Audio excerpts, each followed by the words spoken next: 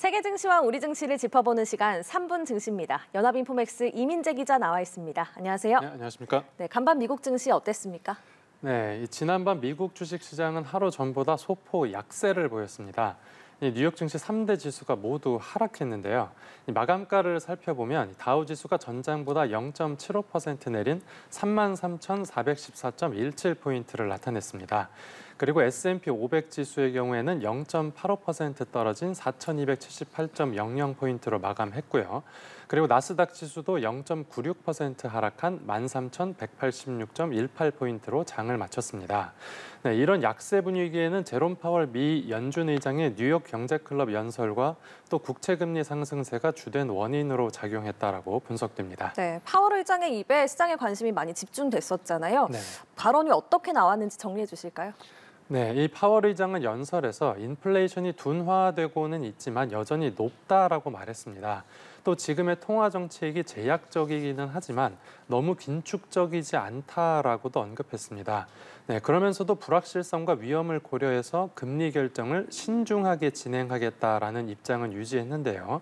그러니까 결국 물가가 높고 생각보다 덜 긴축적이기는 한데 그렇다고 금리 결정, 그러니까 금리 인상을 섣불리 하지는 않겠다라는 것이니까 그러니까 시장에서는 지금의 고금리 상황이 조금 더 길어질 수는 있겠다라는 정도로 해석됐습니다. 네. 그리고 이렇게 발언이 나오고 나서 이제 미국 국채 금리가 급등했습니다. 네, 국채 금리는 계속해서 상승세를 이어가고 있습니다. 지금 어느 수준까지 올랐습니까?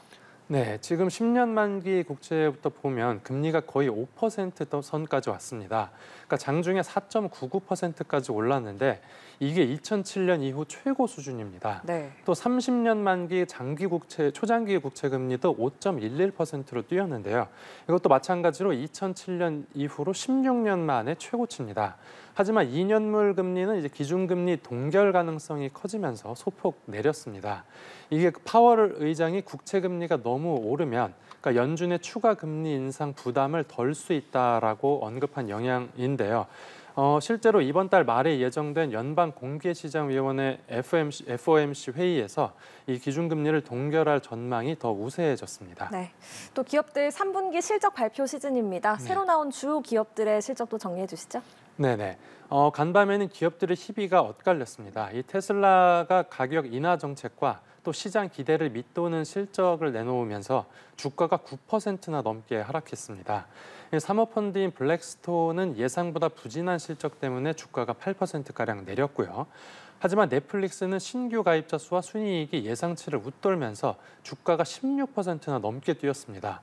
또 통신사인 AT&T도 예상치를 뛰어넘는 실적을 내놓으면서 주가가 6% 이상 상승했습니다. 네, 마지막으로 오늘 코스피 전망 짚어주시죠. 네, 코스피 지수는 어제 하루 전보다 1.90% 하락한 2,415.80포인트로 마감했습니다. 아시아장에서 미국 국채 금리가 추가로 상승한 여파를 받았는데요. 오늘 국내 주식은 아무래도 지난밤 미국 증시의 약세 영향을 피해가지 못할 것으로 보입니다. 장중에는 외국인 매매와 중국에서 사실상 기준금리 역할을 하는 대출 우대금리 발표가 나오는데 이 재료들에도 주목해야 되겠습니다. 네, 알겠습니다. 3분 증시 이민재 기자와 함께했습니다. 고맙습니다. 네, 감사합니다.